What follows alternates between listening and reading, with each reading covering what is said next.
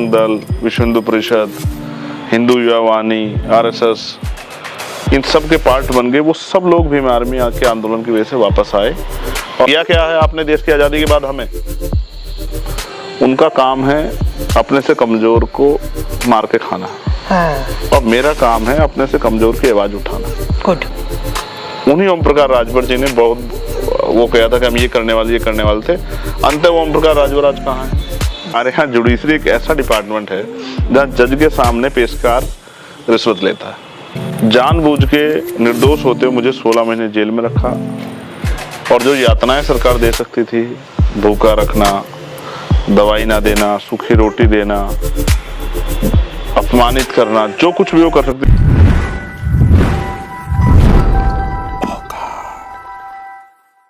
नमस्कार, मेरा नाम है आसुमंत कैफ। आप लोग देख रहे हैं द भोकाल, और हमारे इस चैनल को लोकप्रिय बनाने के लिए आपका बहुत धन्यवाद। और आज हम आप लोग जानते हैं कि हम ऐसे संघर्षशील लोगों से आपकी लगातार मुलाकात कराते रहे हैं और रहेंगे, जिन्होंने अपने दम पर अपनी आइडेंटिटी कायम की है। आज जिस शख्सियत के बारे में हम आपसे रूबरू करा रहे हैं, जिनका जीवन परिचय आपके सामने प्रस्तुत कर रहे हैं, उनका नाम है चंद्रशेखर आजाद। चंद्रशेखर आजाद भारत में भीम आर्मी के जनक हैं, संस्थापक हैं और आजाद समाज पार्टी के राष्ट्रीय अध्यक्ष हैं। हमारे साथ बातचीत में चंद्रशेखर आजाद अपने पूरे जीवन की गाथा को प्रस्तुत कर रहे हैं। हम हैं चंद्रशेखर आजाद के साथ, और चंद्रशेखर आजाद इस समय न केवल एक आवाज़ हैं, बल्कि संघर्षों के दम पर उनकी बनी पहचान हजारों लाखों नौजवानों की प्रेरणा बन चुकी है। उनके कद का अंदाज़ा इस बात से लगाया जा सकता है कि बिल्कुल आम सी पृष्ठभूमि के और बिल्कुल ज़मीनी चंद्रशेखर आज़ाद का डंका देश दुनिया में बजता है, और अमेरिका की सबसे बड़ी मैगजीन टाइम तक उन्हें लिखने के लिए मजबूर हो जाती है। आज हम उनसे बात करेंगे, उनके संघर्षों को जानेंगे, खासकर उनसे वो बातचीत जरूर करेंगे जो नौजवानों को प्रेरणा दे और जिससे वो एक अच्छे जीवन की, एक संघर्षशील जीवन को जीने की और वकार से, खुददारी से जीने की सीख हासिल करें। चंद्रशेखर भाई, आपका बहुत स्वागत करते हैं हम, और आपका बहुत धन्यवाद। बहुत बहुत धन्यवाद आस भाई। चंद्रशेखर भाई, हमारा जो आज सवाल है वो इसलिए थोड़ा महत्वपूर्ण हो गया है क्योंकि आज 13 सितंबर है जी, और 13 सितंबर वो दिन है जब आप 16 महीने जेल में रहने के बाद, अकारण जेल में रहने के बाद आप आए वापस। तो वो आपके जब आप वापस आए, हालांकि वो चीज़ें आपको याद दिलाने का हमारा उद्देश्य बिल्कुल नहीं है कि हम आपको कोई कष्ट दें, तकलीफ़ दें या रिकॉल करा करके आपको वो चीज़ें, लेकिन फिर भी वो जो तकलीफ़ थी जो अकारण मिली और बिना खता के मिली, क्योंकि ये लोग आपको तो बुलाया गया था, शांत आप लोगों कर रहे थे, फिर आपको भेज दिया, आपकी तारीखें बढ़ती रही NSC की। क्या बता सकते हैं कि क्या तकलीफ़ें थी, किस तरह से आपने फेस किया, फैमिली ने फेस किया? ये भी अच्छा हुआ कि आज 13 सितंबर को हम लोग बात कर रहे हैं। मैं इसे 16 महीने की आज़ादी का 6वां वर्षगांठ के रूप में मना रहा हूँ, 5वीं वर्षगांठ के रूप में।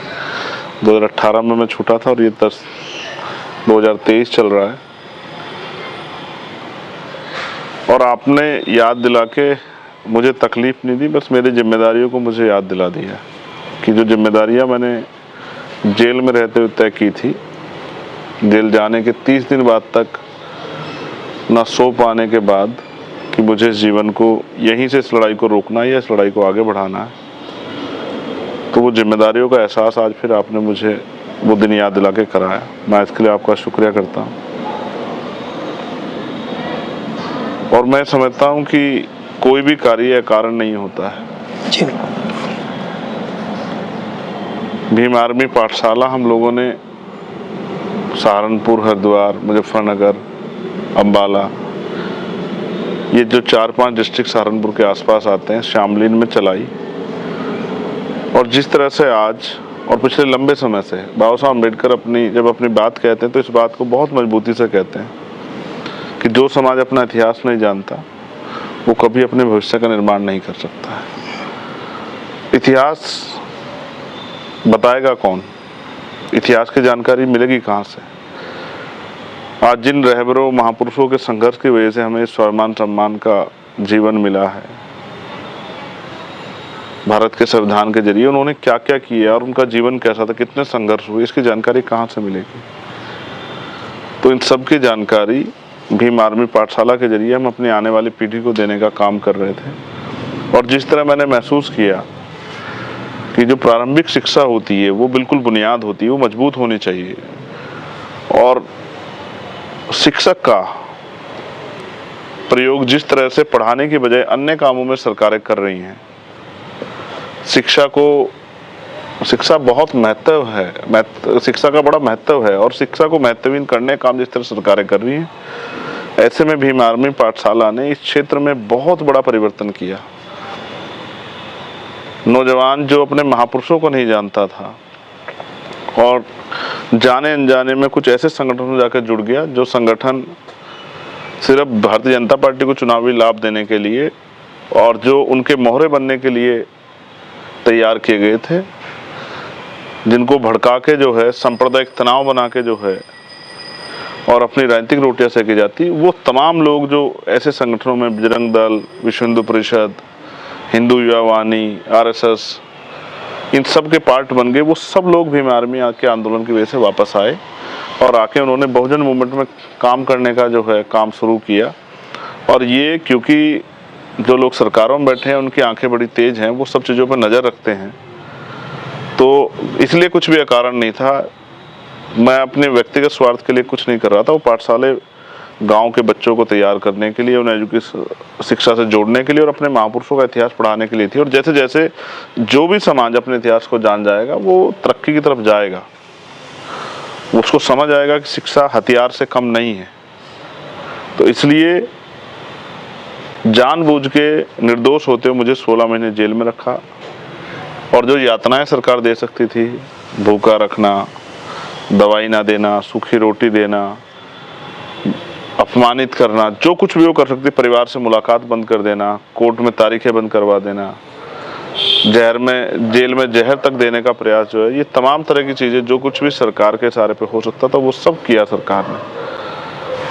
लेकिन कहते हैं कि मारने वाले से बड़ा बचाने वाला होता है। मैं आज भी जिंदा हूँ और आज भी इस लड़ाई को उसी हिम्मत के साथ लड़ रहा हूँ जिस लड़ाई को मैंने संघर्ष को शुरुआत मैंने 2013 में अपने फादर की डेथ के बाद इसी धरती से जी, छुटमलपुर की यही धरती, 11 जनवरी 2013 में मेरे फादर चले गए और 12 जनवरी 2013 को मैंने निर्णय लिया कि मेरा पूरा जीवन मेरे पिताजी के कहे अनुसार, जो वो चाहते थे कि मैं इन वर्गों की सेवा के लिए और इनको अपने पैरों पर खड़ा करने के लिए संघर्ष करूं, उसी के लिए मैंने समर्पित कर दिया। और 2023 चल 10 साल हो गए मुझे। बहुत आपने पिताजी की बात करके जो है बहुत महत्वपूर्ण एक संकेत हमको दे दिया कि उस बारे में बात की जाए। आपके भाई का नाम है भगत सिंह जी और आपका नाम है चंद्रशेखर जी। तो इसका मतलब ये है कि आपके जो पिताजी रहे उनके मन में कहीं से ये भाव थे, क्रांति के भाव थे कि एक भाई का नाम भगत सिंह और एक का नाम चंद्रशेखर, दोनों देश के हीरो, आज़ादी के हीरो दोनों। हाँ, भगत सिंह भी और चंद्रशेखर भी। वो तो आज़ादी के हीरो थे जिनकी बात आप कर रहे हैं, शहीद आजम हूँ, पंडित चंद्रशेखर आज़ाद हूँ। और मातृभूमि के लिए इतना बड़ा बलिदान शायद ही कभी जो है उससे पहले सुना गया हो या दिया गया हो। एक ऐसा उदाहरण जिसने हजारों हजार नौजवानों को खड़ा कर दिया अंग्रेजों के खिलाफ। मैं जानना चाहता हूँ आज़ादी के उस आंदोलन को मैं उसकी बहुत अहमियत करता हूँ, उन शख्सियतों की अहमियत समझता हूँ जिन्होंने इस आंदोलन को समझ के और इसमें अपने प्राणों की आहुति दी। पिताजी ने आपका नाम क्यों रखा, आपके भाई का नाम और आपका नाम? वो भी प्रेरणा पाती थी उनसे। हाँ, तो ये उनके मन में इस बात की इच्छा रही होगी कि शोषित वर्गों में भी कोई ऐसा जन्मे जो उस समय जिस तरह की गुलामी थी जो उसके खिलाफ लड़े।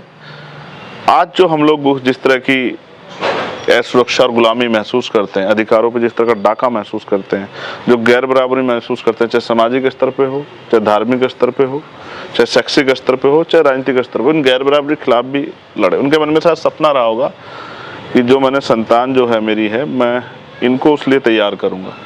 और मैंने आपसे कहा कि मुझे अपने नाम का मतलब शायद इस संघर्ष के बाद समझ आया कि ये नाम कितना बड़ा है। लेकिन मेरे फादर ने मुझे, जब मैं इस आंदोलन में भी उस तरह से नहीं आया था पूर्णकालिक, तो मेरे फादर ने मुझे बात कही बार बार। अब मुझे नहीं पता एक पिता होने के नाते गुरु किस तरह से समझाता, लेकिन वो मुझे शायद समझा रहे थे। उन्होंने मुझसे कहा कि भाई आप भी विदेश चले जाओगे पढ़ने के लिए, वहाँ सेटल भी हो जाओगे, शादी भी और तमाम तरह की चीज़ें, लेकिन पता नहीं इस समाज के लिए कोई कुछ करना नहीं चाहता। सब लोग अपने तक व्यक्तिगत सीमित हैं, खुद अपना परिवार, अपने बच्चे और खाना और पीना। पता नहीं समाज के लिए कभी कोई ऐसा आएगा कि कुछ करेगा। शायद वो मुझे रास्ता दिखाने का प्रयास करे, क्योंकि मैं समझता हूँ आस भाई, हर व्यक्ति के सपने होते हैं, लेकिन शायद मेरे फादर मेरे सपनों की अहमियत को समझते हुए वो अपनी बात मेरे ऊपर थोपना नहीं चाहते थे। ऐसा होता ना कि वो कहें कि भाई आप ये काम कर लो, मैं चाहता हूँ, लेकिन वो मुझे शायद धीरे धीरे बीमार रहते मुझे वो रास्ता दिखा रहे थे कि अगर मैं उस बारे में सोचूं।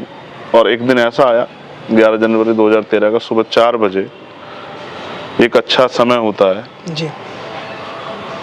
और उन्होंने हाथ जोड़े और मुझसे अंतिम नमस्कार की कि भाई। उस समय आप साथ में थे? हाँ, मैं साथ। आप वहीं थे उनके पास में? 2:30 बजे मुझसे बड़े वाले भाई और सिस्टर, उन्होंने मुझे उठाया। हम लोग सब लोग वहीं हॉस्पिटल में रहते थे इमरजेंसी में, तो कभी वो जागते थे मैं सो जाता था, कभी वो सोते थे मैं जागता था। अक्सर सारा काम मैं ही देखता था। उस समय आप थे? तो 2:30 बजे उन्होंने मुझसे कहा कि अब आप जाग लो पापा के पास, क्योंकि एक आदमी परमानेंट चाहिए आईसीयू में उनके पास। और एग्जैक्ट 4 बज रहे थे और मेरे फादर ऐसे बैठे थे, लेट नहीं पा रहे थे, दोनों हाथ सूजन में थे। और ऐसे उन्होंने किया और वो पीछे जो है चले गए, गिर गए। और मैंने डॉक्टर को बुलाया, तो वो जो मशीन आती है जिसमें हार्ट बीट चलती है जी, वो प्लेन हो गई थी। और मुझे ये एहसास हो गया था कि मैंने अपनी दुनिया की सबसे कीमती चीज़ जो उपहार कुदरत ने मुझे दिया था पिता के रूप में, वो मैंने खो दी। और जैसे ज़िंदगी एक पल के लिए रुक सी गई, और मुझे लगा कि अब कैसे होगा। तब आप करते क्या थे? हाँ, तब मेरी लॉ कंप्लीट हो गई थी और मैं प्रैक्टिस कर रहा था देहरादून में ही। उसके साथ साथ छात्र राजनीति से भी जुड़ाव था और कुछ अपना थोड़ा बहुत काम यहाँ छुटमलपुर में भी किया हुआ था। गारमेंट का एक मेडिकल स्टोर खोला हुआ था हम लोगों ने, तो उसमें भी हम लोग वो भी काम देखते थे। लेकिन जब पापा बीमार हुए तो हम सब लोग उसी में उनके साथ ही, क्योंकि मेरे पिता से मेरा बिल्कुल दोस्त जैसा व्यवहार था। एक समय आया जब 2007 के बाद मैं डिग्री कॉलेज चला गया, तो वो उन्होंने मुझे एक बार ये समझाया कि जब बाप की ज्योति जो है वो बेटे के पैर में आने लग जाए तो वो बेटा नहीं रहता, दोस्त हो जाता है बराबर का। टीचर थे? हाँ, मेरे पिता टीचर थे। प्राइमरी स्कूल से हेडमास्टर रिटायर हुए उत्तराखंड से। तब क्योंकि जब वो लगे तब तो सब यूपी था। आपके परिवार में कितने लोग हैं, मतलब आप भाई बहन? हम 6 भाई बहन हैं। 3 बड़ी सिस्टर्स हैं, मुझसे बड़े भगत सिंह हैं, मुझसे छोटे कमल किशोर हैं। हम 6 भाई बहन हैं, माँ और पिताजी। अब हम यहाँ घर पे तीनों भाई यहाँ रहते, सिस्टर सब लोग मैरिड हैं। एक महत्वपूर्ण बात है इसमें चंद्रशेखर भाई, जब आप जेल चले गए तो उस समय, चूँकि जर्नलिस्ट हैं हम, रिपोर्टिंग का हमारा काम है, तो उस समय आपकी माताजी को हमने देखा, तो उनकी जो बोल्डनेस थी और उनकी जो हिम्मत थी, जितनी दबंग गई उनके अंदर थी, वो कहीं से आपके पिताजी को हम नहीं देख पाए अनफॉर्चुनेट। लेकिन आपकी माताजी की जो हिम्मत थी वो भी बहुत आला तरीन थी। देखिए, जब मैंने 12 जनवरी 2013 को मैंने इस आंदोलन को स्वीकार किया, तो मैंने अपने परिवार में एक बात मैंने स्पष्ट रूप से कही। आप किसी से भी पूछेंगे ऑफ द कैमरा तो आपको पता लग जाएगी, ऑन कैमरा पूछेंगे तो भी। मैंने अपनी माँ से कहा कि आप ये समझना कि आपके 2 ही बेटे हैं। आज के बाद आप मुझे इस तरह से मानना कि मैं इस दुनिया में नहीं हूँ, क्योंकि मैंने अपना जीवन, मेरा प्रयास रहेगा। मैं नहीं जानता कि मैं क्या कर पाऊंगा भविष्य, मैंने नहीं देखा भविष्य, लेकिन मेरा प्रयास रहेगा कि मैं अपनी ज़िंदगी में जितना बेहतर कर सकता हूँ इन वर्गों के लिए उतना करूँगा। तो हमेशा कभी मेरी माँ ने मेरा हाथ नहीं रोका समाज की लड़ाई में, क्योंकि मेरे फादर ने मुझे सिखाया था। 2005-06 की बात है, हमारे यहाँ सतगुरु रविदास जी महाराज को हम लोग मानते हैं, यहाँ बराबर में उनका गुरु घर भी है। तो उनकी जयंती नहीं निकलती थी यहाँ पे छुटमलपुर में। सभी धर्मों के लोग अपने अपने धार्मिक उत्सव को मनाते थे, तो हमारी नहीं निकलती थी। तो तब ये उनके साथियों ने तब ये शुरू किया जयंती का कार्यक्रम। और मेरे आज भी याद है, हाँ, मैं स्कूल से आया था, तो पिताजी का फ़ोन आया घर पे कि चंद्रशेखर को कहो कि घर में एक लाठी है, उस लाठी को लेके आ जाएंगे। जब वो लाठी लेके गया तो उन्होंने कहा अपने साथियों को भी ले आना, उनसे भी कहना वो भी लाठी लेके आए। मुझे समझ नहीं आया कि क्या इशू है, क्योंकि उस समय मोबाइल में कॉल करने के भी पैसे लगते थे और कॉल उठाने के भी पैसे लगते थे। तो जब मैं वहाँ गया तो मैंने उनसे पूछा, तो उन्होंने कहा देखो भाई, हम जयंती समारोह निकाल रहे हैं, पुलिस ने सुरक्षा देने से मना कर दिया है। तो ये लाठी मैंने आपको इसलिए दी कि अब आपकी जिम्मेदारी है, हमारी बहन बेटियाँ इस यात्रा में चलेंगी, हमारे बुजुर्ग भी चलेंगे, नौजवान भी चलेंगे, अब आपकी जिम्मेदारी कोई भी असामाजिक तत्व हमारी यात्रा को खराब ना कर दे, कि जिससे अगली बार पुलिस के पास ये एक वो आधार बन जाए कि भाई इनकी यात्रा में कोई इस तरह का जो है ना, कोई इस तरह घटनाक्रम हुआ था, तो इसलिए हम परमिशन नहीं देंगे। तो इसलिए जो है ये आपकी जिम्मेदारी है, आपके आप सबके साथ हो, कि जब तक यात्रा गुरु घर तक जाए जी, तो किसी भी तरह का विघन, किसी भी तरह की परेशानी नहीं आनी चाहिए, आपकी जिम्मेदारी है। इस यात्रा की सुरक्षा की जिम्मेदारी मैंने आपको दी। ये जो बात आप कह रहे हैं, ये भीम आर्मी की बड़ी पहचान बनाने में आगे बहुत महत्वपूर्ण साबित हुई, इसका फाउंडेशन पड़ा। क्योंकि भीम आर्मी की जो आइडेंटिटी बनी वो इसलिए बनी कि वो सहारनपुर में खासकर एक शोषित, पीड़ित और समाज की लड़कियों को सुरक्षा देने का काम करती है, उनके विरुद्ध हो रही छेड़छाड़ की घटनाओं को रोकने का काम करती है। इस तरह का प्रचार गया। नहीं, ये काम हम लोगों ने किया, बेटियों को समझदार करना और उनको ये बताना। अक्सर गांव बस्ती में जब इस तरह की घटना होती थी तो पहले आदमी सोचता है कि गांव के लोगों के हालात बता रहा हूँ, अब तो बदलाव हुआ है कि भाई अगर बिटिया के साथ कोई इस तरह का छेड़खानी हुई तो इससे हमारी बेइज्जती होगी, तो वो बात घर के घर में दब जाती है। इससे आरोपी का हौसला बढ़ता है, आज उसने छेड़छाड़ की, कल वो कुछ और बड़ा करने की सोचेगा, कोई कुछ कहता तो है नहीं। तो हमारे आंदोलन से ये हुआ कि हमने बेटियों को इस तरह से तैयार किया कि वो अपनी बात को रख सके। हमने उनको ये बताया कि first impression the last impression, पहली बार में ही आपको जवाब देना पड़ेगा, और आप नहीं दे सकती तो आप घर में आके बताओ, भीम आर्मी के लोगों को बताओ, कि जिससे कि हम ये चिन्हित कर सकें कौन ऐसा वो है। देखो, बाबा साहब अम्बेडकर भी मानते थे कि किसी भी समाज की तरक्की का पैमाना मैं समाज में रहने वाली महिलाओं की तरक्की से मानता हूँ, और हमने बाबा साहब अम्बेडकर को पढ़ा। तो मैं ये मानता हूँ कि किसी भी समाज की जो सेल्फ रिस्पेक्ट होती है वो समाज की महिलाएं होती है। बहुत सारी चीज़ों से सेल्फ रिस्पेक्ट जुड़ती है, लेकिन जो सम्मान होता है वो घर की बेटियां, बच्चियां, माएँ, वो सब एक बहुत बड़े प्रतीक के रूप में सम्मान होता है, और उस सम्मान के साथ छेड़खानी कोई बर्दाश्त नहीं करेगा। तो ये समाज को इस बात का एहसास कराना कि इनकी सुरक्षा भी होनी चाहिए, उनको ऐसा माहौल भी मिलना चाहिए, ये समाज की जिम्मेदारी।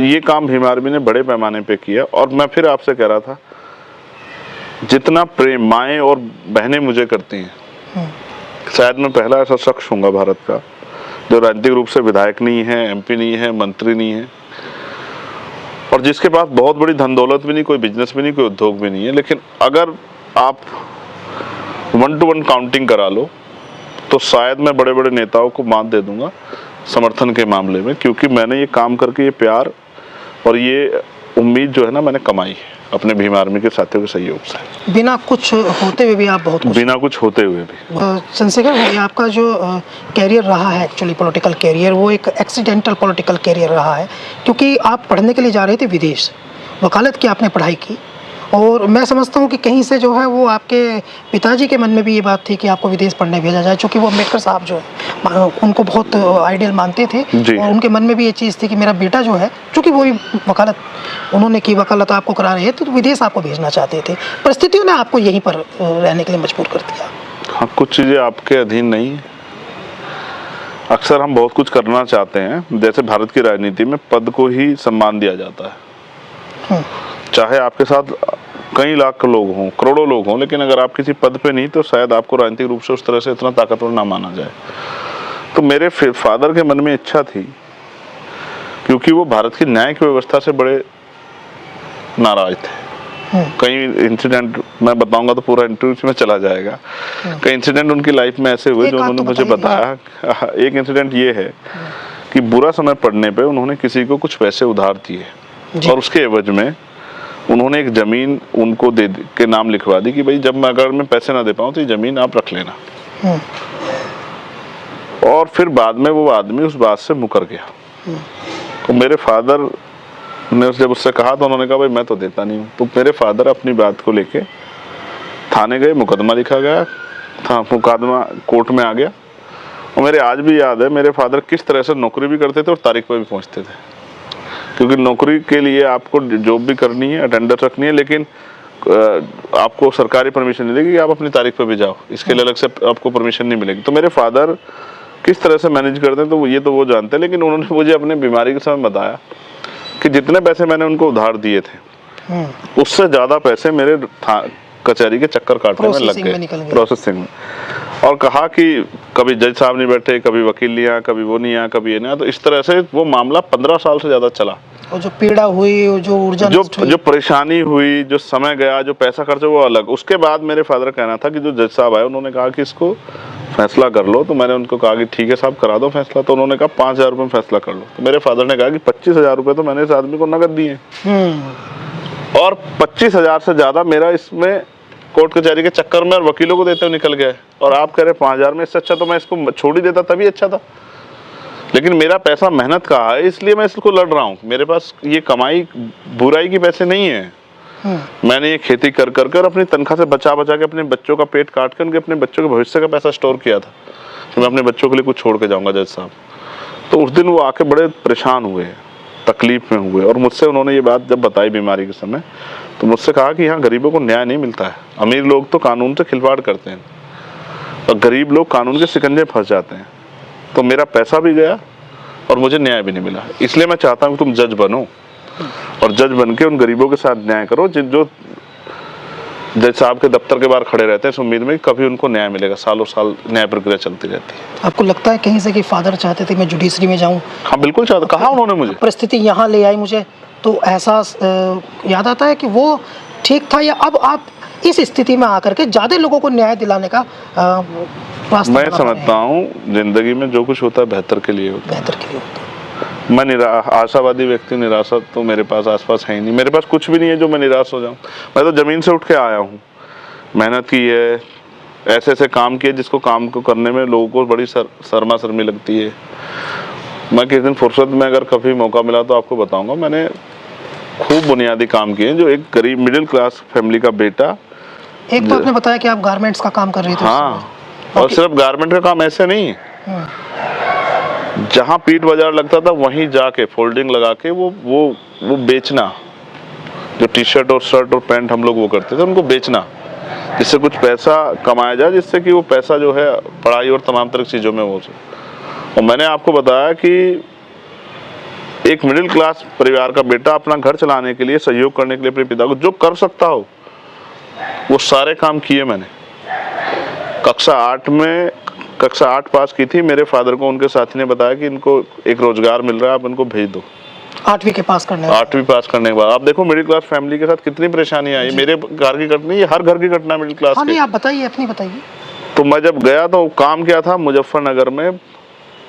आज वो साथी कभी मेरा इंटरव्यू सुनेंगे, मुझे नहीं पता, मेरे तो याद भी नहीं है वो लोग कहाँ काम कर रहे होंगे। तो काम था मोबाइल के जो टावर्स लगे थे उन टावर पे डीजल सप्लाई करना। तो मैं एक 40 लीटर की कैनी को उठा के और सड़क से रिक्शा जहाँ या ऑटो जहाँ उतार देता वहाँ से लेके जाता था वहाँ उस डीजल के उस तक पंप तक, और वहाँ जाके वो उसको जो है ना उसमें जनरेटर में डलवाना, उसकी वो बनाना, उसकी report banana. You have just 8 class पे। यस बहुत संघर्ष किए हैं लाइफ में। मैं कोई ऐसा नहीं कि मेरे पीछे बहुत बड़ा सपोर्ट हो। और वहाँ से यहाँ तक का सफ़र, दिल्ली तक का सफ़र, ये बड़ा कठिन सफ़र है, लेकिन इसका सफ़र में बड़ा आनंद है क्योंकि मैं अपने संघर्ष से आनंद लेता हूँ। मैं इससे कभी परेशान नहीं होता हूँ कि आज मुझे ज़्यादा काम करना पड़ रहा है, और मैं काम देख के कभी टेंशन में नहीं होता हूँ। काम होता है तो मैं बड़ा खुश होता हूँ। 2 चीज़ें हैं इसमें, एक तो वो है कि वो आपने पढ़ाई करी है, और एक वो है जो उसके बाद की ज़िंदगी आपकी है जिसमें आपको प्रैक्टिकल नॉलेज हुई है जी। वो जो जिसको हम लोग अपने यहाँ कहते हैं गढ़ना। तो उसके बाद जो आप गढ़ गए हैं, तो ये गढ़ना जो है ये कैसे आपको उस पढ़ाई की तुलना में ये प्रैक्टिकल जो है कैसे आप इसका कंपैरिजन करेंगे? इसका क्या संतुलन है? ये बेहतर आपको शिक्षा इससे मिली है या वो पढ़ाई जो है वो काम करती है? लॉ कर रहा था तो जो मैंने वहाँ किताबों में पढ़ा और प्रैक्टिकली जो मैंने कोर्ट में देखा, तो बात है, बताइए। उसमें जमीन आसमान का अंतर, अलग चीज़ है। हाँ, आपने जो पढ़ा है ना वहाँ पे कॉलेज में, और जब आप प्रैक्टिकली आते हो, मुझे कहने में हिचकिचाहट नहीं है, लेकिन ये व्यवस्था है कि हमारे यहाँ जुडिशरी एक ऐसा डिपार्टमेंट है जहाँ जज के सामने पेशकार रिश्वत लेता है। तो प्रैक्टिकली आप आपने काला कोट इसलिए पहना लोगों को न्याय दिलाने के लिए, लेकिन बड़े पैमाने पे ये सिर्फ एक न्याय दिलाने की प्रक्रिया नहीं, इससे लोगों की उम्मीदें जुड़ी। एक आदमी जिसके साथ अन्याय हो गया वो इस उम्मीद में है कि ये जो काले कोट वाला व्यक्ति ये मेरी बात को इतनी मजबूती से वहां रखेगा कि जज साहब मुझे न्याय करेंगे, और सामने वाला एक बहुत मजबूत पैसे वाला फेस वैल्यू वाला वकील खड़ा करके बैठा हुआ है, न्याय नहीं मिलेगा। आप हाई कोर्ट सुप्रीम कोर्ट नहीं जा सकते, इतनी हैसियत नहीं है गरीबों की कि न्याय के लिए आप चले जाओ, लेकिन आपके साथ अन्याय हो रहा है। तो ये बात मैं आपको इसलिए कह रहा हूँ, प्रैक्टिकली मेरी जिंदगी में बहुत कुछ है। अच्छा, मैंने राजनीतिक रूप से, मैं राजनीति में तो बहुत गढ़ा नहीं हूँ, राजनीति में तो मैंने बहुत धोखे खाए, विश्वास किया, मदद की, फिर धोखा खाया, फिर मदद की, फिर धोखा खाया। तो राजनीति में तो बहुत गढ़ा नहीं हूँ, इसलिए मैं ये समझता हूँ कि आज जो बात मैं आपसे कह रहा हूँ, मैं अपने साथियों से इस बात को पिछले 15 दिन से कहने लगा हूँ कि जिस तरह की आज की राजनीति है, षड्यंत्र की, धोखा देने की, झूठ बोलने की, साथ रह के पीठ में छुरा घोंपने की, उस राजनीति को मैं इस तरह समझा। और मैंने अपने साथियों से भी कहा, जब मेरा कुदरत में भरोसा है, महापुरुषों में, कि हम आज की राजनीति में रणनीति बना के कामयाब नहीं हो सकते। दूसरा, इनके मुकाबले का पैसा जो तमाम राजनीतिक दल है, जितना उन पर उन्होंने पैसा उनके पास है, उनके जो मुकाबले का पैसा भी हम लोग अपने वर्ग से इकट्ठा नहीं कर सकते। हमारे समाज की इस तरह की हैसियत नहीं है, तो हम पैसे में भी उनको नहीं हरा सकते। जिस तरह का मीडिया प्रचार उनको मिलता है, उस तरह का मीडिया प्रचार भी हम लोग नहीं करते। बाजे बाजे राजनीतिक दल के पीछे 24-24, 25-25 चैनल खड़े हैं, और हर राजनीतिक दल का कोई ना कोई सपोर्टर चैनल है, हिडनली वो उसको मदद करता रहता है। हम बड़ी बड़ी रैलियां करते हैं, कहीं कोई खबर नहीं आती 1 मिनट की भी, तो उनको मीडिया के उस पर भी नहीं हरा सकते। और जो जिस तरह की माफियाशाही है, अगर आप एक शब्द बोल दोगे तो आपके खिलाफ पता नहीं क्या क्या हो जाएगा। पत्रकार हो और किस नेता के खिलाफ बोल दो तो हो सकता है आपके घर पे हमला हो जाए, तो वो उसमें भी हम मुकाबला नहीं कर सकते। तो हम मुकाबला कैसे कर सकते हैं? तो मैंने आज अब पिछले 15 दिन से अपने साथियों को समझाना शुरू किया है कि हम ईमानदारी से संघर्ष करके और निडर होकर इनका सामना कर सकते हैं, और यही ईमानदारी, संघर्ष और निडरता हमें कामयाबी की तरफ ले जाएगी। हमें ईमानदारी का रास्ता नहीं छोड़ना है, अपने जो वैचारिक मूल्य उनको नहीं त्यागना है, और हमें संघर्ष का रास्ता नहीं छोड़ना, सड़कों पे भी रहना है, अवसर मिलने पर सदन में भी संघर्ष करना है। और सबसे बड़ी बात, निडरता। जिसने कुदरत ने जिंदगी दी वही जिंदगी लेगी। मुझे गोली लगी, मैं ये कह दूं मैंने खुद को बचाने का प्रयास किया, बिल्कुल झूठ है। जब मुझे गोली लगी तब मुझे पता लगा मुझे गोली लग गई है। पहली बार जब गोली चली, पिछले शीशे के पास से गुजरी, तो मुझे लगा कि कोई पटाखा छूट रहा है बाहर। मैं तो डांटने वाला था बच्चों को, शीशा क्यों नहीं बंद कर रखा, मुझे एहसास नहीं था। लेकिन जब दूसरी गोली मुझे लगी तब मुझे एहसास हुआ कि गोली चल रही है। और जब मेरे पास से 2 गोली और गुजरी तो भी मुझे कोई एहसास नहीं हुआ, क्योंकि गोली की स्पीड इतनी थी और इतना कम समय था। तो फिर मैंने कहा कि देखो, जितने ताकतवर लोग हैं, मैं इनका मुकाबला कर रहा हूँ इतनी बड़ी ताकतों का, तो ये हत्या कराने काम तो इनके लिए बहुत छोटा सा है। हजारों लोग मरते हैं रोज दुनिया में, तो इसलिए इनका मुकाबला इसी सच्चाई, ईमानदारी और संघर्ष, निडरता के साथ करना है। और कोई इनसे सोचना नहीं, अपने काम को लगातार करते रहना, जनता के बीच रहना, जनता को जोड़ना है, जनता को तैयार करना है, जनता को जागरूक करना है। और जैसे जनता जागरूक होगी, अच्छे अच्छे बड़े बड़े से तानाशाह को पलट देगी। जिन चीज़ों की आपने बात की है वो ये बताता है कि आपके अंदर जो है एक सामान्य इंसान तो है ही, साथ साथ एक भावुक इंसान भी है।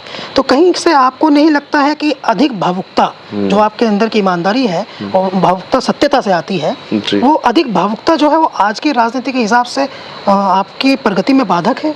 कोई फर्क नहीं पड़ता है। अगर इनके सबके हाथ में हो, जो लोग मुझे रोकना चाहते हैं, जो नहीं चाहते कि दलितों में या शोषितों कोई मजबूत आवाज खड़ी हो, जो उनकी लड़ाई लड़ सके। क्योंकि देखो, हमने ये सीखा है राजनीति में कि जिनका नेता नहीं होता उनकी कोई आवाज नहीं उठती। आज किसान क्यों परेशान है? किसानों पे नेता नहीं। आज मजदूरों की कोई बात करता है कि आप कभी सुनना, अगर पार्लियामेंट में कोई बात होती मुझे बताना कि न्यूनतम वेतन मजदूरों को मिलना चाहिए, और सभी मजदूरों जो लोग इसका काम कर रहे हैं उनको मजदूरी मिलनी चाहिए। कोई कहता, क्योंकि उनका नेता नहीं है। और जिन वर्गों का नेता नहीं होगा, काशीराम साहब के आंदोलन ने एक चीज बड़ी तय की थी कि उन्होंने हर उस जाति का नेता बनाया जिस जाति की संख्या थी और उनके पास नेता नहीं था। ये उनके आंदोलन की कामयाबी थी। तो मैं मानता हूं, जिनका नेता नहीं होता उनकी बात ही नहीं होगी, उनके मुद्दों पे चर्चा नहीं होगी, उनके मुद्दे नहीं होंगे राजनीतिक पार्टियों की नजरों में।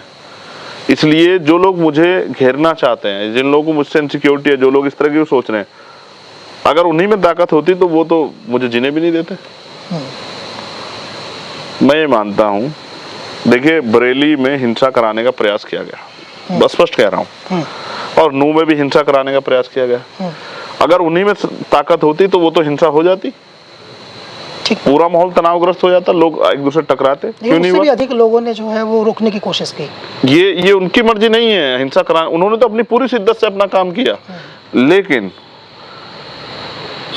मैं फिर आपसे कह रहा हूँ कि अगर अच्छाई बुराई है तो अच्छाई भी है। यस। तो अच्छाई की जीत हुई और मुंह के खानी पड़ी उनको। इसलिए मैं आपसे कह रहा हूँ कि ये निडरता और ये सच्चाई, भावुकता मेरी इसलिए है कि मैंने अपने लोगों का दर्द देखा है। मैंने अपनी, जब मैं जाता हूँ अन्याय जिनके साथ रेप हत्या होती है उनको जब मैं सुनता हूँ, जो अपना बेटा खो देती उस माँ को सुनता हूँ, सीने से लगाता हूँ। जिसने अपना बेटा खो दिया उस पिता को अपने सीने से लगाता हूँ। जिस बहन ने अपना पति खो दिया, जब उसके आंसू पोंछता हूँ। मैं भी इंसान हूँ, इंगेज्ड होते हैं आप। मैं जानवर नहीं हूँ, मैं उनसे अटैच हो जाता हूँ। मुझे एहसास होता है। अच्छा, जब कोई एक बार मैं नेशनल टीवी पे भावुक हुआ, उसका सबसे बड़ा कारण ये है, मैं एक बार तो मैं तो हजारों बार भावुक हो चुका। मैं जब लोगों के दर्द को देखता हूँ मैं दर्द समझता हूँ, दर्द अपना लगता मैं इंसान समझता हूँ, मैं इंसान हूँ ना, तो मैं समझता हूँ दर्द को। लेकिन वो सबसे बड़ा था कि मेरे आंदोलन पे अगर कोई आरोप लगाए, जिस तरह का आरोप उस समय लगाया गया था कि भाई किसी के फोन आया ये इस तरह का, वो आरोप मैं नहीं सह सकता हूँ। क्योंकि वो आरोप, देखो, अगर आप झूठे होंगे तो आप आंखें नीचे करके सब कुछ सुन लोगे, लेकिन आप सच्चे होंगे तो आप नहीं सुन सकते। वो आपकी कटिबद्धता पे संदेह है, वो बर्दाश्त नहीं। हाँ, अगर मेरे वैचारिक आंदोलन, इस पे वैचारिक जो सिद्धांतिक आंदोलन, इस पे कोई आवाज उठाएगा तो सिर्फ ये नहीं, मेरी भावुकता नहीं, मैं उसको बहुत कड़वे शब्दों में जवाब भी दे सकता हूँ। और फिर आप देखो, आज उन्हीं ओम प्रकाश राजभर जी ने बहुत वो कहा था कि हम ये करने वाले थे। अंत वो ओम प्रकाश राजभर आज कहाँ है? देखो, राजनीतिक रूप से वो भाई साथी हैं हमारे, मैं उनका सम्मान करता हूँ, लेकिन आज वो कहाँ है? राजनीति में कमिटमेंट होना चाहिए, हम पे कमिटमेंट है। हम जिसके साथ नहीं उसके साथ नहीं, जिसके खिलाफ है उसके खिलाफ। और हम खिलाफ भी उसके व्यक्तिगत नहीं खिलाफ है, आंदोलन की वजह से खिलाफ, वैचारिक दृष्टिकोण से खिलाफ है। अगर कोई देश के साथ आप गलत करोगे तो हम खिलाफ हैं। चंद्रशेखर भाई, आपने अपनी बातचीत में नूह की और बरेली का जिक्र किया तो मुझे वो वक्त याद आ गया जब सड़क दूधली वाले प्रकरण में आपकी एक वीडियो रिलीज हुई थी, जो पहली वीडियो आपकी राष्ट्रीय और अंतर्राष्ट्रीय स्तर पर चर्चा पाई थी। उस अम्बेडकर छात्रावास में रिकॉर्ड की गई उस वीडियो में आप कह रहे थे कि हमारे लड़कों को, हमारे समाज के लड़कों को इस झगड़े से दूर रहना है। ये झगड़ा हमारा और मुसलमानों का बिल्कुल नहीं है, बिल्कुल नहीं। और वो आपकी वीडियो, वो मैं समझता हूँ कि उसने इंटरनेट को हैंग कर दिया था, इतने बड़े पैमाने पे वो वीडियो गई थी। उसके बाद में आप जो है टारगेट होना शुरू हुए और फिर कई इश्यूज़ पे आप मुसलमानों के साथ खड़े दिखाई दिए। तो मैं ये नहीं जानना चाहता कि मुसलमानों के प्रति आपकी क्या नज़रिया है, मगर मैं ये जानना जरूर चाहूँगा कि बचपन से लेके अब तक मुसलमानों की जो पिक्चर आपके माइंड में बनी है, जैसे आपके फ्रेंड्स हो या पड़ोस हो या कुछ ये, तो आपका वो बचपन का जो सिनेरियो रहा है जहाँ से आप उनके नज़दीक रहे हैं, तो उससे जुड़ी चीज़ें हम जानना चाहेंगे। देखिए, ये मेरा, जहाँ मैं रहता हूँ, आदमी के आसपास का जो एटमॉस्फेयर होता है उसके ऊपर असर होता है। मैं जहाँ रहता हूँ यहाँ ये सामूहिक बस्ती है। यहाँ बैकवर्ड के लोग भी रहते हैं, प्रकाश के लोग भी रहते हैं, और यहाँ मुस्लिम भी रहते हैं। और मेरे फादर 3 दोस्त थे। एक मेरे फादर, एक लाला रमेश कुमार बंसल जी, और एक हकीम सैयद रजाउल साहब। ये तीनों लोगों की मित्रता थी। मैंने कभी भी कोई फैसला किसी भी घर का किसी एक व्यक्ति को लेते नहीं देखा, क्योंकि हम बच्चे थे और छोटे थे, लेकिन उनकी बातों पे ध्यान रखते थे। जब भी हमारे यहाँ कोई फैसला हो, चाहे सिस्टर की शादी से लेके हो या और भी कोई फैसला हो कि जमीन लेनी हो, कुछ और सामान खरीदना, मेरे आज भी याद है, गर्मियों के दिनों में हमारे यहाँ कूलर आए तो 3 कूलर आए, एक हकीम साहब के यहाँ, एक लाला जी के यहाँ, एक हमारे यहाँ। तो उनके तीनों साथियों के फैसले सामूहिक थे, ये मित्रता थी उनकी। मैं ऐसे माहौल में पैदा हुआ कि मैंने ये इस तरह का कोई फसाद देखा ही नहीं। और हमारा क्षेत्र है, ये अच्छा ही समझिए कि वो इस तरह के झगड़ों से दूर रहा हमेशा। कभी सहारनपुर ने इस तरह के झगड़ों का माहौल नहीं देखा। तो मैंने हर उनके त्यौहार में शरीक होना, चाहे लाला जी के यहाँ जाना हो, चाहे हकीम साहब के यहाँ जाना हो, एज ए परिवार मैं उसमें शामिल हुआ। और मैं बहुत सारी जो, चाहे उनके नियम हो चाहे इनके नियम हो, दोनों को समझता हूँ। और दो देखो ये मेरी जिंदगी का मैं किस तरह जुड़ा हुआ है चीजें। 2013 मेरे फादर की डेथ हुई कैंसर से। 2017 में जेल गया, 1 महीने बाद लाला जी की डेथ हुई कैंसर से। और 2021 हकीम से रजा उल हक साहब की डेथ हुई, वो भी कैंसर से। हर 4 साल के बाद एक साथी तीनों दोस्तों में से चले गए। तो मैं एक ऐसे माहौल में वो हुआ। और मैं फिर आपसे कह रहा हूँ, वो जो वीडियो की बात आप कर रहे हो, वो पूरा झगड़ा हम पढ़े लिखे लोगों में समझ आता है। पूरा झगड़ा अपने राजनीतिक महत्वाकांक्षा पूरी करने के लिए यहाँ के नेताओं ने किया, क्योंकि वो जो बस्ती है सड़क दूधली, वहाँ आपसी मतभेद है। और वहाँ शोभा यात्रा वो भी मतभेद है सदगुरु रविदास जी की शोभा यात्रा को लेके। मैं उसको सही नहीं मानता, मतभेद होना नहीं चाहिए, क्योंकि हमारे यहाँ नालायक नेता रहे तो उस तरह से वो ठीक नहीं हो पाया। ठीक है, कुछ कमियां रही नेताओं की, दोनों तरफ के लोगों, उन्होंने बैठ के नहीं सुलझाया, क्योंकि हर अंत झगड़े का जो अंत जो था वो बातचीत से उस मतलब हल होता है। तो वो जो उन्होंने किया उस समय, वो बाबा साहब अम्बेडकर की शोभा यात्रा को लेकर, जिसमें गांव के लोग खुद सहमत नहीं थे। और मैंने उसकी परमिशन पढ़ी, मैं उस समय सक्रिय हो गया था। मैंने महसूस किया कि जानबूझ के इस तरह का झगड़ा करा जा रहा है, इसलिए मैंने वीडियो रिलीज की अपने साथियों को बिठा के कि भाई हमारा और मुस्लिम समाज का यहाँ इस विषय पे कोई झगड़ा नहीं, और ये झगड़ा बीजेपी के लोग अपनी राजनीतिक रोटियां सेकने के लिए कर। और ये आपने बिल्कुल सही कहा, वो ही पहला दिन था जिस दिन से मैं टारगेट होना शुरू हुआ, जिस दिन से मैं एक बड़े तंत्र की निगाहों में आया कि अगर ये आदमी आगे बढ़ा तो शोषितों में झगड़ा नहीं होगा। और उनका ही नहीं, जहाँ के पिछड़े वर्ग के लोगों का कोई इस तरह का वो होता, मैं उसमें भी इस तरह का मेरा व्यवहार रहता कि आपस में ना लड़े शोषित। मैं तो किसी के साथ झगड़ा जाता, झगड़े से होता क्या है असद भाई, कि आपको जो दूरी तय करनी है और बीच में कोई झगड़ा या कोई कठिनाई या बैरियर आ गया तो आपका समय ज़्यादा खर्च होगा। हम इस हालात में ही नहीं है कि हम झगड़ा कर सके किसी से। हम तो इस हालात में हैं कि किसी तरह से रास्ता बचा के थोड़ा सा आगे बढ़ जाएं, तरक्की करें। हम तमाम तरह की तो हमारा समाज सुविधाओं से विहीन है। मैं देश भर में घूमता हूँ, आपको जान के अचरज होगा। मैं भी सिद्धार्थनगर संविधान बचाओ यात्रा करके आया। जब मैं रात को यात्रा से वापस लौट रहा था, आप ताज्जुब जाएंगे, आज़ाद भारत है, देश के यशस्वी प्रधानमंत्री, बड़े बड़े दावे करने वाले प्रधानमंत्री, जिनकी दुनिया में बहुत अच्छी छवि है, उन्हीं प्रधानमंत्री की उत्तर प्रदेश में सरकार है और योगी आदित्यनाथ जी मुख्यमंत्री हैं। उनका भी कार्यकाल चल रहा है 7वें साल का। जब मैं वापस गांव से निकला, कोई गांव ऐसा नहीं था जिसमें महिला सोच के लिए और बच्चियां सोच के लिए सड़क पे ना। सिद्धार्थनगर में, सिद्धार्थनगर में, और कहते हैं कि वो अभी विज्ञापन चल रहा है, हमने 51 लाख शौचालय बनवा दिए। कहाँ बनवाए होंगे इनको पता होगा। मैं जो आपको बात कह रहा हूँ, मैंने प्रेस में कहा इस बात को कि यहाँ की जो जिला कमेटी है वो इस बात का संज्ञान ले और पूरा डाटा इकट्ठा करके गांव से और जिला अधिकारी कार्यालय पे धरना दे। और जब तक सारे शौचालय बनने की गारंटी ना दे जिला अधिकारी, तब तक उठना नहीं। और अगर मुझे आना पड़ा तो मैं भी आऊँगा। आप ये सोचो, हम बात करते हैं बहुत बड़ी बड़ी चांद पे जाने की, किसी दूसरे देश को पराजय करने की, बड़ी बड़ी तमाम तरह की बातें करते हैं, लेकिन बुनियादी सच्चाई ये है कि आज भी गांव में हम लोग प्रॉपर शौचालय नहीं बनवा पाए हैं। और ये मैंने सिद्धार्थनगर की बात की, हमारा नेपाल बॉर्डर है जी, भगवान बुद्ध की धरती है वो, कपिलवस्तु सिद्धार्थनगर। तो इसलिए मैंने बात को आपको बताई। और मैं भारत देश के बहुत सारे हिस्से में जाता हूँ, उड़ीसा में जाता हूँ, बिहार जाता हूँ, पहनने के लिए अच्छे कपड़े नहीं है, यंग बच्चियों पर पहनने के लिए कपड़े नहीं है, खाने के लिए अच्छा खाना नहीं है, पीने के लिए अच्छा पानी नहीं है, सर पे अच्छी छत नहीं है। आप उसे छोड़ दो, आप दिल्ली चले जाओ, दिल्ली को देख लो, आप देश की राजधानी देख लो, क्यों प्रधानमंत्री जी को G20 के लिए जो बड़े बड़े फ्लैक्स लगाने पड़े गरीबी छिपाने के लिए? ऐसा क्या हुआ? आप दिखाते ना दुनिया को कि भाई हम कहाँ तक पहुंचे। और इससे क्या फर्क पड़ जाए? तो सच्चाई सच्चाई है, सच्चाई कैसे छिपा लोगे? बाद में जब बारिश पड़ी तो क्या हुआ भारत मंडपम का? तो जब मैं गया एक घटना में पीड़ितों के यहाँ दिल्ली में, तो मैंने देखा असद भाई, मैंने उनसे पूछा पानी कब आता है? कि 8-10 दिन बाद। और मैंने कहा तब तक क्या करते हो? कि ये प्लास्टिक के कैन है केमिकल वाले, वो साफ कर रखे, उसमें पानी भरते हैं। प्लास्टिक के कैन में जो बिस्लरी की बोतल आती है उसमें 4 दिन का पानी नहीं पी सकते आप, 10 दिन का रखा हुआ पानी पीते हैं वो लोग, बीमारियां हो जाती हैं। बीमारी, सर टीन डाल रखी है उन्होंने नाले के ऊपर रहने के लिए, और सर लग जाता है छत में। और जब गर्मी होती है तो कोई एसी वेसी नहीं है उनके घर में, ऐसी तपती है कि आदमी जैसे खुले सूरज के नीचे बैठ गया। और शौचालय के लिए हम पिक्चरों में देखते थे कि मुंबई में, पुरानी पिक्चरों में दिखाते थे कि भाई शौचालय के लिए लाइन लग रही है, वो उस तरह के शौचालय हैं। इस तरह के शौचालय वहाँ खड़े किए गए हैं, लोगों के पास शौचालय नहीं है, गंदगी इतनी है। खाना नहीं है। कोरोना काल में इतने मजदूर देखे आपने जो गए थे। ये मैं भारत की बुनियादी सच्चाई बता रहा हूँ। मैं ये नहीं कहा कि बहुत कुछ प्राप्त नहीं किया, बहुत कुछ प्राप्त किया है, लेकिन बहुत कुछ अनदेखा भी किया है।